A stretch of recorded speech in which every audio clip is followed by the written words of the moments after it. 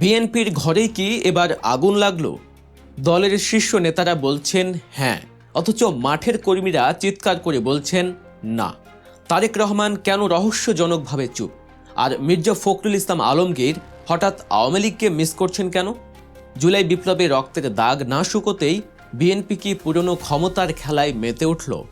অন্তর্বর্তীকালীন সরকার যখন গণভোট বা রেফারেন্ডাম নিয়ে তাদের অবস্থান পরিষ্কার করছে, তখন বিএনপির ভেতরের অস্থিরতা আর দ্বিমুখী আচরণ জন্ম দিচ্ছে হাজারো প্রশ্নের। আজকের ভিডিওতে আমরা উন্মোচন করব বিএনপির এই দোটানার আসল রহস্য, তারেক রহমানের গোপন কৌশল এবং আগামী রাজনীতির ভয়ঙ্কর সব সমীকরণ। শেষ পর্যন্ত দেখুন, কারণ রাজনীতির এই দাবা খেলায় কে হারছে আর কে জিতছে তা জানলে আপনি চমকে যাবেন। বর্তমান বাংলাদেশের রাজনীতিতে গণভোট শব্দটি এখন আর কেবল একটি সাধারণ নির্বাচন বা সাংবিধানিক প্রক্রিয়া নয়, এটি পরিণত হয়েছে এক মনস্তাত্ত্বিক যুদ্ধে। অন্তর্বর্তীকালীন সরকারের ভাষ্যমতে এবারের গণভোট হলো জুলাই অভ্যুত্থানের পরবর্তী মানসিকতার এক চূড়ান্ত পরীক্ষা। তারা পরিষ্কার করে দিয়েছে, গণভোটে হ্যাঁ বলা মানে সংস্কার এবং নতুন বাংলাদেশকে স্বাগত জানানো, আর না বলা মানে জুলাইয়ের আগের সেই পুরনো দুর্নীতিগ্রস্ত ব্যবস্থায় ফিরে যাওয়া। সরকার যখন হ্যাঁ ভোটকে নতুন দিনের প্রতীক হিসেবে দাঁড় করিয়েছে, ঠিক তখনই বিএনপির অবস্থান রাজনীতির মাঠকে ঘোলাটে করে তুলেছে। সবচেয়ে অদ্ভুত বিষয় হলো বিএনপির দ্বিমুখী আচরণ। দলটির ওপরের তলার নেতারা এক কথা বলছেন আর নিচের তলার নেতারা করছেন সম্পূর্ণ উল্টো কাজ। বিএনপির এই দ্বিচারিতা সাধারণ ভোটারদের মধ্যে তৈরি করছে চরম বিভ্রান্তি। দলের নীতি নির্ধারকরা হয়তো ভাবছেন তারা খুব কৌশলী অবস্থান নিয়েছেন, কিন্তু বিশ্লেষকরা মনে করছেন এই কৌশল বুমেরাং হয়ে বিএনপির অস্তিত্বকে সংকটে ফেলতে পারে। বিএনপির এই অভ্যন্তরীণ দ্বন্দ্বের বিষয়টি আর গোপন নেই। দলের অন্যতম সিনিয়র নেতা মেজর হাফিজ উদ্দিন আহমেদ প্রকাশ্যেই জানিয়েছেন, তিনি বলেছেন বিএনপি বাধ্য হয়েই হ্যাঁ ভোটের পক্ষে অবস্থান নিয়েছে। কিন্তু সবচেয়ে শকিং তথ্য হলো, তিনি স্বীকার করেছেন দলের ভেতরে তারা এই হ্যাঁ ভোটকে মন থেকে লালন করেন না। তার মতে এই গণভোটের কোনো আইনগত ভিত্তি নেই এবং এটি একটি গোষ্ঠী জনগণের উপর চাপিয়ে দিয়েছে। মেজর হাফিজের এই বক্তব্য বিএনপির রাজনৈতিক মনস্তত্ত্বের এক নগ্ন প্রকাশ। এর মাধ্যমে কার্যত স্বীকার করে নেওয়া হলো যে বিএনপি সংস্কার চায় না, তারা কেবল নির্বাচন চায়। দেশি বিদেশি চাপ এবং জনমতের তোয়াক্কা করতে গিয়ে তারা মুখে হ্যাঁ বলছেন বটে, কিন্তু তাদের আসল এজেন্ডা ভিন্ন। এই দ্বিমুখী নীতির সবচেয়ে ভয়াবহ রূপ দেখা যাচ্ছে বিএনপির তৃণমূল পর্যায়ে। কেন্দ্রের নেতারা যখন সংবাদ সম্মেলনে মেপে মেপে কথা বলছেন, তখন স্থানীয় নেতারা প্রকাশ্যেই না ভোটের পক্ষে ক্যাম্পেইন করছেন। আফরোজা আব্বাসের মতো নেত্রীরা সোশ্যাল মিডিয়ায় এবং মাঠে কর্মীদের না ভোট দেওয়ার জন্য উস্কে দিচ্ছেন। একটি সুশৃঙ্খল এবং শীর্ষ নেতৃত্ব দ্বারা নিয়ন্ত্রিত দলে এমন দৃশ্য সচরাচর দেখা যায় না। তৃণমূলের এই নেতারা মনে করছেন সংস্কারের নামে নির্বাচন দেরি হলে তাদের ক্ষতি। তারা চান দ্রুত ক্ষমতা, দ্রুত নির্বাচন। তাদের কাছে হ্যাঁ ভোট মানে হলো তাদের পুরনো আমল, সংগঠনগত প্রভাব এবং সনাতন রাজনীতির মৃত্যু। তাই আত্মরক্ষা করতেই তারা না ভোটের ঝান্ডা হাতে তুলে নিয়েছে। এবার আসা যাক বিএনপির ভারপ্রাপ্ত চেয়ারম্যান তারেক রহমানের ভূমিকায়। রাজনীতির দাবা বোর্ডে তিনি এখন সবচেয়ে জটিল চালটি চালছেন। লক্ষ্য করলে দেখবেন তারেক রহমান তার কোনো নির্বাচনী প্রচারণায় বা বক্তব্যে বা জনসংযোগে একবারের জন্যেও সরাসরি হ্যাঁ ভোটের পক্ষে অবস্থান নেননি। আবার তিনি সরাসরি নাও বলছেন না। একে বলা হচ্ছে স্ট্র্যাটেজিক অ্যাম্বিগুইটি বা কৌশলগত স্পষ্টতা। তারেক রহমান খুব ভালো করেই জানেন, তিনি যদি প্রকাশ্যেই হ্যাঁ ভোটের পক্ষে জোরালো অবস্থান নেন, তবে তার দলের দীর্ঘদিনের পরীক্ষিত কর্মীরা এবং তাদের ঐতিহ্যগত ভোট ব্যাংক ক্ষুব্ধ হতে পারে। কারণ সংস্কার হলে অনেক পুরনো নেতা রাজনীতি থেকে ছিটকে পড়বেন।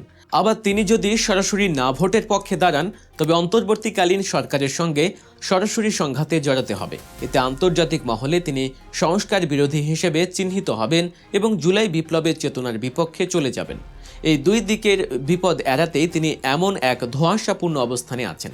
তিনি নিজেকে গণতন্ত্রকামী দেখাচ্ছেন, কিন্তু জুলাইয়ের বিপ্লবীরা যে আমূল সংস্কার চাইছে তার সঙ্গে নিজেকে পুরোপুরি জড়াচ্ছেন না।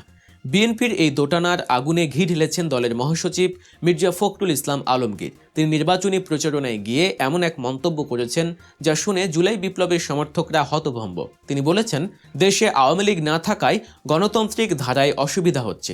শুধু তাই নয়, তিনি আওয়ামী লীগের বিরুদ্ধে করা সব মামলা প্রত্যাহারের ঘোষণাও দিয়েছেন। চিন্তা করে দেখুন, যে দলটিকে ছাত্র জনতা স্বৈরাচারী এবং খুনি হিসেবে চিহ্নিত করে ক্ষমতাচ্যুত করল, সেই দলকে মিস করছেন বিএনপির মহাসচিব।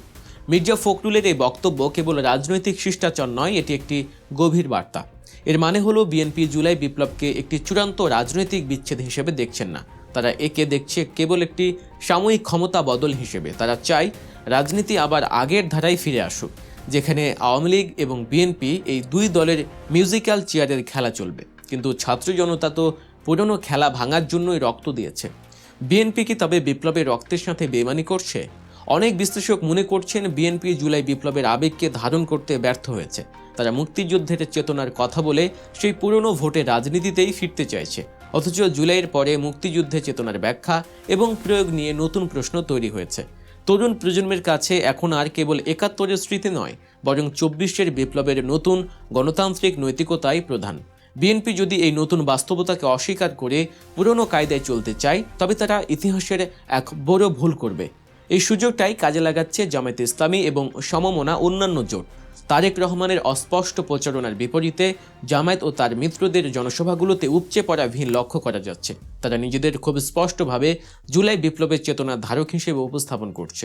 সাধারণ মানুষ যারা বিএনপি এবং আওয়ামী লীগের এই বাইনারি বা দ্বিমেরু রাজনীতির বাইরে বিকল্প খুঁজছিল, তারা এখন এই নতুন শক্তির দিকে ঝুঁকছে। জামায়াতের এই শক্তি প্রদর্শন প্রমাণ করছে যে ভোটাররা এখন আর কেবল বিএনপি বনাম সরকার সমীকরণে আটকে নেই। আগামী নির্বাচনে তাই কেবল আসনের সংখ্যায় লড়াই হবে না, এটি হবে বাংলাদেশের রাজনীতির আত্মপরিচয় নির্ধারণের লড়াই। একদিকে জুলাই বিপ্লবের সংস্কারপন্থী শক্তি যারা নতুন রাষ্ট্র কাঠামো চায়, অন্যদিকে পুরনো ধারার রাজনৈতিক শক্তি যারা সংস্কারকে পাশ কাটিয়ে দ্রুত ক্ষমতায় ফিরতে চায়।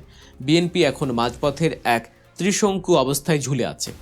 সবচেয়ে বড় প্রশ্ন হলো, বিএনপি কি নিজেকে একটি সংস্কারমুখী এবং ভবিষ্যৎমুখী দল হিসেবে পুনর্গঠন করবে, নাকি ক্ষমতায় ফেরার লোভে সেই পুরনো জোট রাজনীতি আর সুবিধাবাদের আশ্রয় নেবে?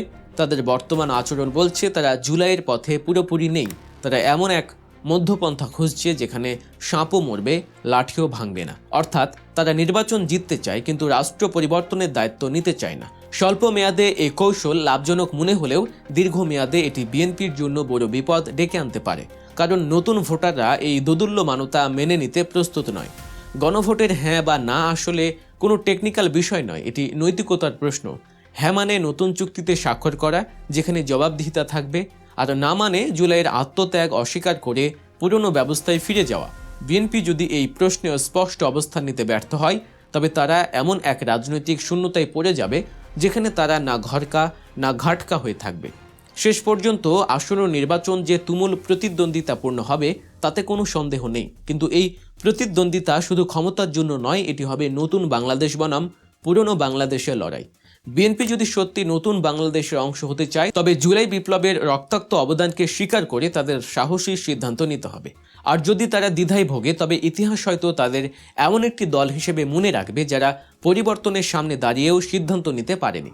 আর সেই সুযোগে নতুন কোনো রাজনৈতিক শক্তি ভবিষ্যতে বাংলাদেশের নেতৃত্ব ছিনিয়ে নেবে। বিএনপির এই দোটানা এবং তারেক রহমানের নীরবতা নিয়ে আপনার কি মতামত? তারা কি সঠিক পথে আছে নাকি ভুল করছে? কমেন্টে আপনার মূল্যবান মতামত জানান। ভিডিওটি ভালো লাগলে লাইক দিন এবং বন্ধুদের সাথে শেয়ার করুন। বাংলাদেশের রাজনীতির প্রতিটি মুহূর্তের সত্য খবর এবং গভীর বিশ্লেষণ পেতে গল্প নিউজ সাবস্ক্রাইব করে আমাদের পাশেই থাকুন। দেখা হচ্ছে পরের ভিডিওতে। সে পর্যন্ত আমাদের অন্যান্য ভিডিওগুলো দেখুন। আল্লাহ হাফেজ।